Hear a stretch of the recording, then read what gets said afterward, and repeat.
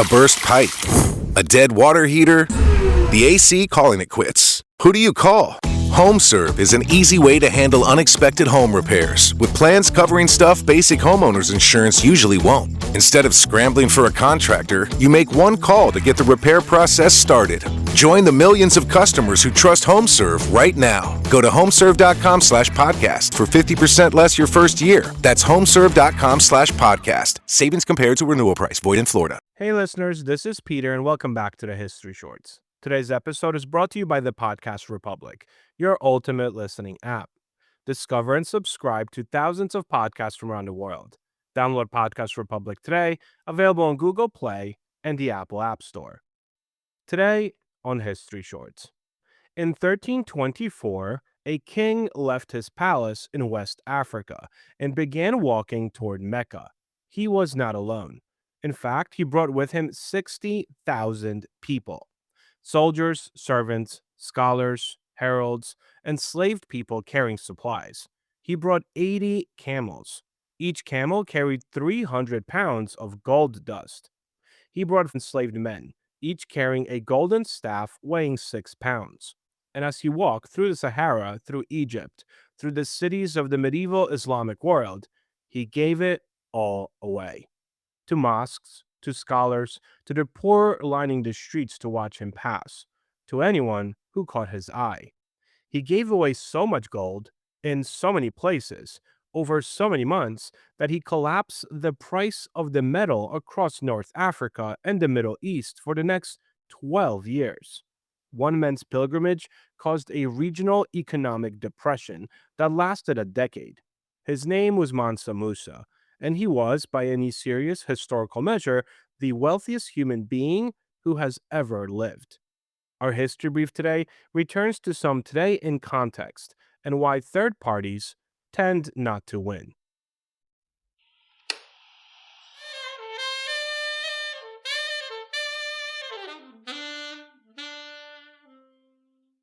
A quick word from our sponsors. Summer is here. At Orderly Meds, we know this time is a reminder that life is full of new beginnings.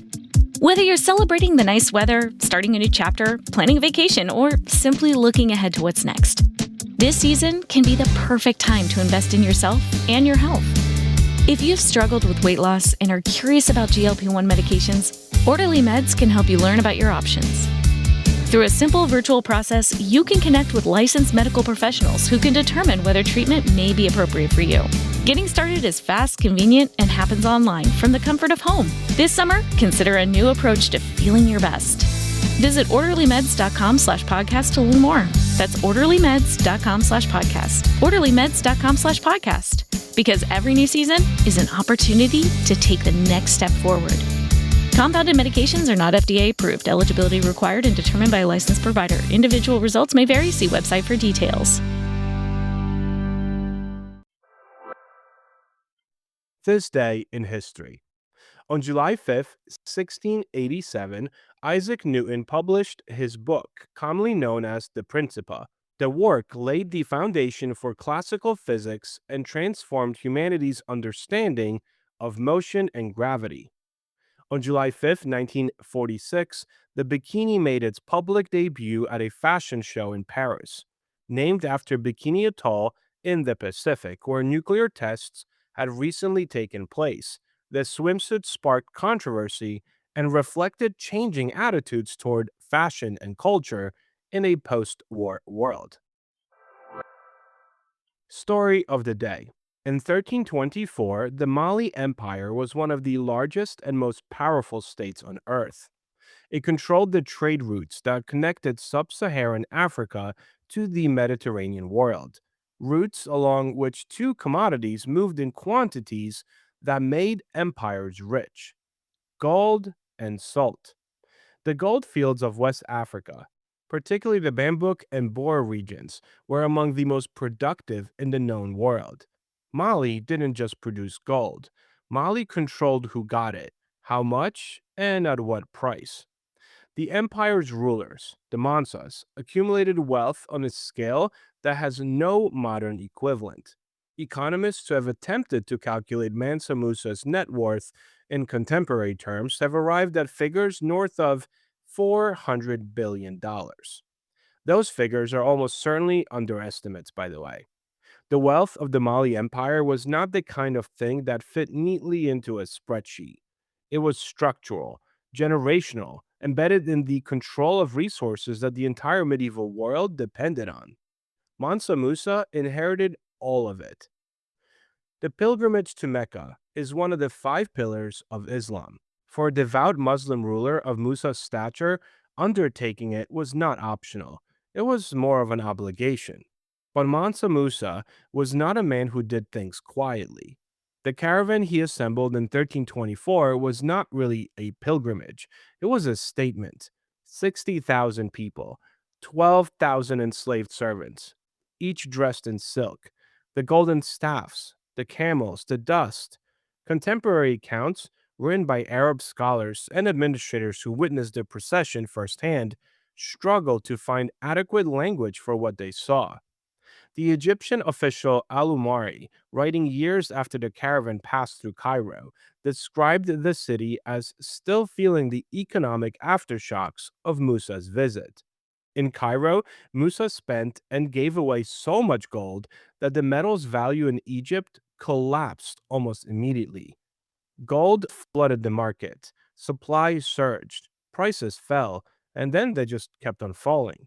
For 12 years after Mansa Musa passed through Egypt, the price of gold in Cairo remained depressed. Merchants who had built their livelihoods on stable gold prices were now ruined.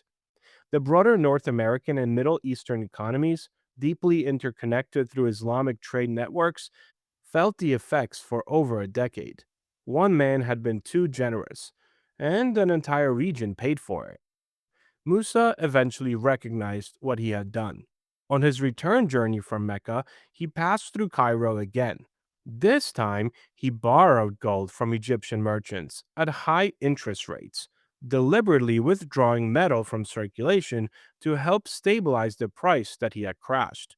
It is one of the earliest recorded examples of deliberate monetary intervention in history, a medieval African king engineering a currency correction. The Egyptian merchants he borrowed from made a considerable profit, but the broader damage took years to repair. The pilgrimage did something else. It put Mali on the map, literally. In 1375, Catalan Atlas, one of the most important cartographic documents of the medieval world, produced by the Jewish cartographer Abraham Crascas on the island of Majorca, depicts Mansa Musa seated on a golden throne at the center of West Africa, holding a golden orb, surrounded by the symbols of his empire's wealth. The image was drawn 50 years after the pilgrimage. His fame had not faded. European merchants and rulers studying the Catalan Atlas saw for perhaps the first time a clear depiction of the wealth that existed south of the Sahara.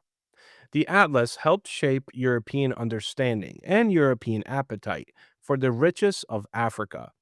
The consequences of that appetite would take centuries to fully unfold, and they were not good.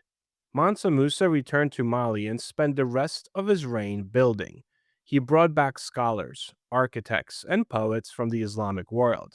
He commissioned the construction of mosques and universities across the empire. The Great Mosque of Jenne, still standing, still in use, still one of the largest mud brick structures on earth, owes its origins to the cultural and architectural ambitions of Musa, the ones he brought home from his pilgrimage.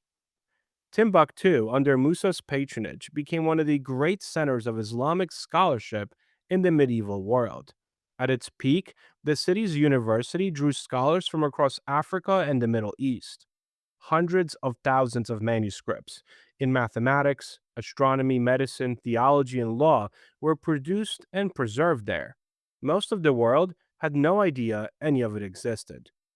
Mansa Musa died around 1337. The Mali Empire he left behind began a slow decline after his death, weakened by succession disputes, external pressures, and the eventual rise of the Songhai Empire to the east. But the pilgrimage of 1324 never faded. It just echoed in the depressed gold markets of Cairo, in the Catalan Atlas, in the manuscripts of Timbuktu, in the appetite it awakened in European powers, who would spend the next 2 centuries sailing south along the African coast, looking for the source of all that gold. The History Brief. Every election cycle, millions of Americans become frustrated with two major parties. Some voters feel neither party represents their views. Others are drawn to independent candidates or third party movements promising a different path forward. And yet, despite recurring bursts of enthusiasm, third parties almost never win national elections in the United States. So let's ask that question: why? The answer has less to do with individual candidates and more to do with how the American political system was built. Ironically, the founding fathers never intended for political parties to dominate American politics in the first place. In fact, figures like George Washington warned against the dangers of political factions. But almost immediately, disagreements over the size and role of government produced America's first party system, with Alexander Hamilton leading the Federalists and Thomas Jefferson leading the Democratic Republicans. From the very beginning, politics gravitated toward just two competing camps. And over time, the structure of American elections reinforced that pattern. Most American elections operate on a simple principle: whoever gets the most votes wins. You don't need a majority, you just need more votes than anyone else. Political scientists call this a winner take all system, and it naturally favors two large parties. If a third party gains traction, it often ends up pulling votes away from whichever major party is closest to it ideologically, making it easier for the other major party to win. As a result, voters often make a strategic calculation. Even if they prefer a third party candidate, they may vote for a major party candidate to avoid wasting their vote. This phenomenon has shaped American politics for generations. Consider the election of 1912. Former President Theodore Roosevelt broke from the Republican Party and launched the Progressive or the Bull Moose Party. Roosevelt was enormously popular and actually finished second in the election. But by splitting the Republican vote, he helped hand the victory to Woodrow Wilson. Then there was Ross Perot in 1992. Perot captured nearly 19% of the popular vote, one of the strongest third party performances in modern American history. Yet he won exactly zero electoral votes. Why? Because third party support was spread across the country rather than concentrated in specific states. And all of this brings us to another obstacle here: the Electoral College. To win the presidency, a candidate doesn't simply need votes, they need electoral votes, which are awarded state by state. This makes it extraordinarily difficult for third party candidates to build a viable path to victory. Even if they attract millions of supporters nationwide, they often struggle to win individual states outright. But here's another interesting part: third parties rarely win elections, and yet they often win arguments. Many ideas that begin in third parties eventually become mainstream.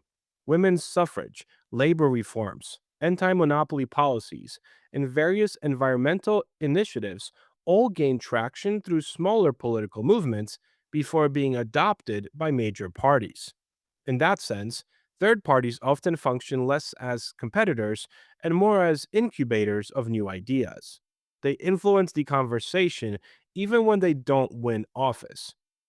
The American political system wasn't intentionally designed to exclude third parties, but over more than 2 centuries, electoral rules, voter behavior, and political incentives have combined to create a system that overwhelmingly rewards just two large coalitions. Could that change someday? Well, possibly, but history suggests it would require major structural reforms, such as ranked choice voting, changes to ballot access laws, or adjustments to the Electoral College. And I don't think that's happening anytime soon. Thank you so much for spending some time with me today and helping make this little show such a mighty success. If you're enjoying this show and would like to help with its production, you can always donate a few dollars at buymeacoffee.com or become a Patreon member to enjoy these episodes ad free. Both of those links can be found on our website at www.historyshortspodcast.com. And don't forget to check out our YouTube channel where we have different videos and series that are not part of this main feed. Have a great rest of your day, and I will talk to you all again tomorrow.